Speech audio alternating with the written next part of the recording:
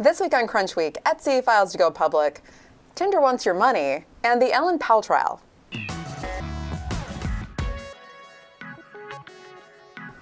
Thanks for joining us. I'm Sarah Burr. I'm Alex Wilhelm. I'm Colleen Taylor.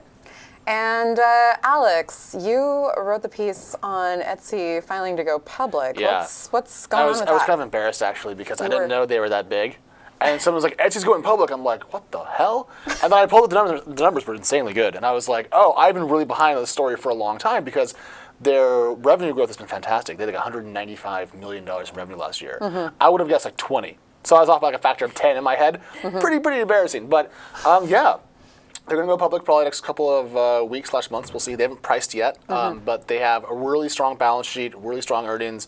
And I think they're going to have a good IPO. I mean, they're much healthier than other companies that have gone out recently and have done well. Why do you think that is? Do you know why they? I mean, I use them. I go to Etsy. I purchase jewelry on Etsy. I love the service. I've actually been to Etsy, but no. Yeah.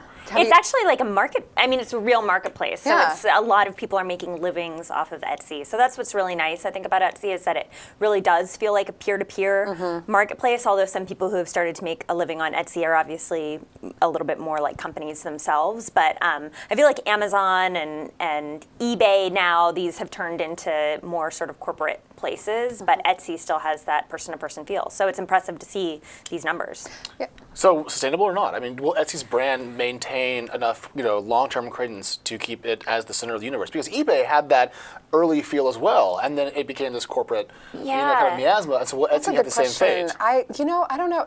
And some of it is, businesses selling a little bit bigger businesses selling sort of like cookie-cutter made stuff, but a lot of it is, I'll go on there and I'll look for some unique jewelry piece or some art piece, and there's a story behind it, and the artist talks about it individually, and it's kind of so nice. It's kind of one-offs. Like I go there and buy the one set of earrings the person made, and then they're gone. Yeah, and then it's gone. Oh, yeah, right. But one thing that I've been obviously beating the drum on for years now is that I think a lot of these companies are going public too late so that the public markets aren't really benefiting from the growth that they're seeing. And I think this is yet another example of that. I think Etsy was started in 2005. I think a lot of their hockey stick growth is maybe behind them. I feel like in recent years, there have been a lot of startups coming out that are sort of branching off or forking off little parts of Etsy. So it'll just be a marketplace only for used clothing or only for vintage clothing. We have a lot of these things that are just phone apps and things like that. Etsy was started in 2005. It's a web company. It's not really a mobile first company. So I think that I'm not sure about the prospects for its growth going forward, but I do think it's a solid company, and I know that they have an amazing engineering team in New York. They have 685 employees at current count, if I recall correctly, but the revenue went from 125 in 13 to 195 in 14. So they still have a lot of growth in the engine. I mean, this could still grow for 3, 4, 5, 7 more years. Yeah, but not profitable yet, right? And also losses are widening. I mean, they lost $15 million last year on a GAAP basis. They had adjusted EBITDA of like plus 21 or something. I have to look those back up, but they're fine. Those are totally fine numbers. At the rate they're growing, losing that little amount of money is completely acceptable. Okay. Yeah, so that's why I think it's going to be a great IPO. Okay. I'm looking forward to seeing it go boom. Well, speaking of money, Tinder. I mean, have you looked at this new monetization plan? So ironically, I was on Tinder for like 2 weeks, and I really didn't like it. I deleted it, and then they released the paid option. So I kind of missed the entire kerfuffle. But for those of you who don't know, you can now... As soon as you left, they tried to... Yeah, they're like, shit, now he's gone. We can make it a lot better. Got rid of that problem. No, so Tinder now, you can give them money for more features. But the controversial point is, if you are over a certain age threshold, which we'll not have to name per se, you have to pay twice as much per month. And people were like, this is bullshit. I don't want to give you more money because I want to pay the normal rate. And Tinder said effectively that, well, young kids have less money. And then they kind of dropped it. And so... That does sound like bullshit. That's interesting. I didn't know that Tinder's defense of it was almost like a student discount type of thing. But 28 is a funny age, like 28 to 30, turning it into that age. I think that's interesting. I think it's also a little bit of, the people who are a little bit older might be more willing to pay for something like this. Maybe those of us who are over, like 28 are, it's like we're more desperate, so we're willing to pay the money. Time's running out. I was thinking more financially astute, maybe a little more comfortable people with credit cards. You go with Getting up in years. Right. I think that's a little bit of a part of it. But a couple people I've talked to about this week. So one person that I was talking to said that this is probably going to take off just fine in certain international markets. Apparently, a lot of international markets are totally comfortable with things being priced differently for different people. It's Americans particularly that are really sensitive about perceived inequalities and something being more expensive for one person than it is for another person. I think things like eHarmony and Match, I've talked to people who have said that they actually would rather be on something like Match than on OkCupid, because Match is where people pay, so people are a little bit more serious about it. And this is, youngish people that have told me this, so they think it's a serious thing. I think the weird thing with the Tinder situation and Tinder monetization is that Tinder is such a casual app in the first place. Right. Everyone just looks at it almost like a game, a fun thing, swipe left, swipe right, whatever. And then to add a money layer on top of that, I think that a lot of people are going to say, well, I'm not that serious about Tinder. Maybe I'll pay for Match, but I'm not going to necessarily pay for Tinder. The good news, though, is that IAC owns both. So I think that, they're probably not going to be hurting at all. But I think that this could really impact Tinder. I want to switch subjects to the Ellen Pao trial. You've been there. Yes. This week and last week and the week before. What's going on? Yeah, so just to zoom back a little bit, I can't believe that we've gotten this far, because it's been 3 years now. It was almost 3 years ago that Ellen Pao, who was then a partner at Kleiner Perkins, filed this really blockbuster, salacious lawsuit against the firm alleging gender discrimination, and that the firm had retaliated against her after she had complained about gender discrimination and some sexual harassment. So there are a lot of juicy tidbits in this suit.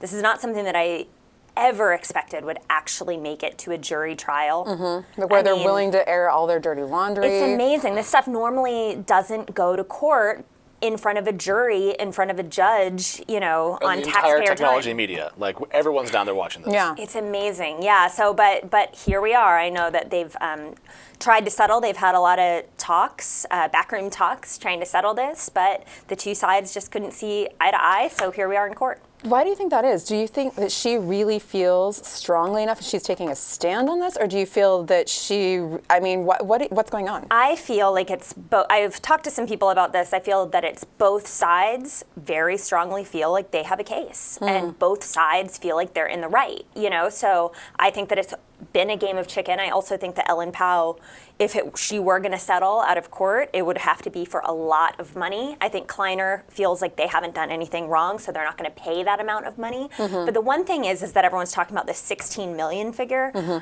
because Ellen Pao, that is the baseline of what she's saying she's lost in earnings because of the alleged discrimination and retaliation she suffered from. Is that salary and carried interest? Exactly. Okay, it's the whole salary package, and carried interest and future earnings because she had lost her job and things like this. 16 million? Yep, 16 million. Let's quit journalism immediately. Oh yeah, that's the numbers in this case have been insane.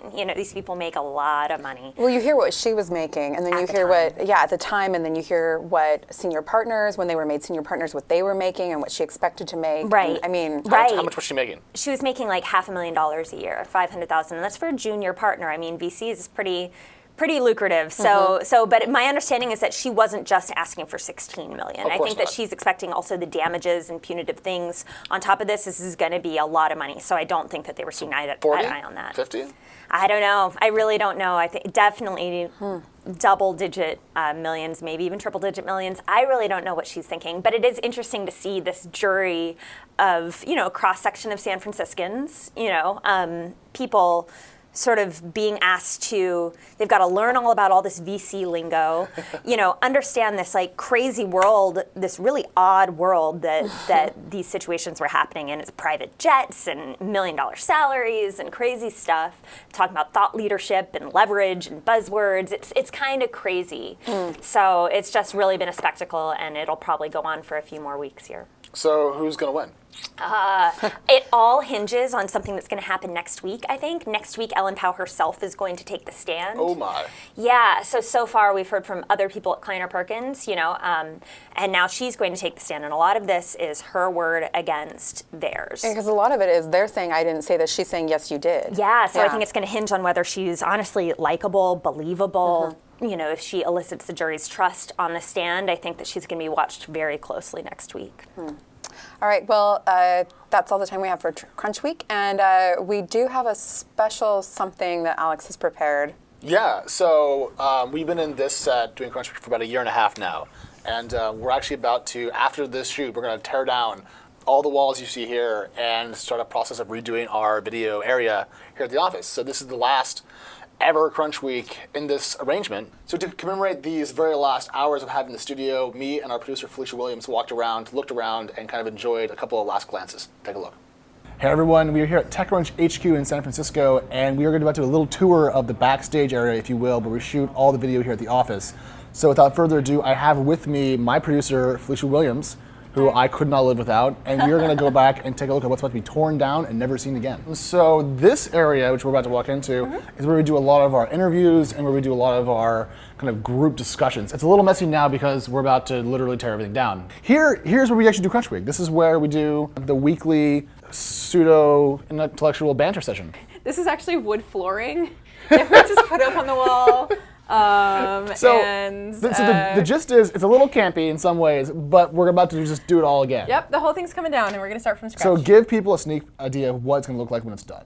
This whole space will be open, so we can really shoot in any direction, and we'll build a bunch of new sets for different shows and gadget reviews and interviews and whatever. Do I get to keep the table, though? I'm pretty attached to it. I don't know. I can't promise you that. Okay, well, we'll hope. We'll see.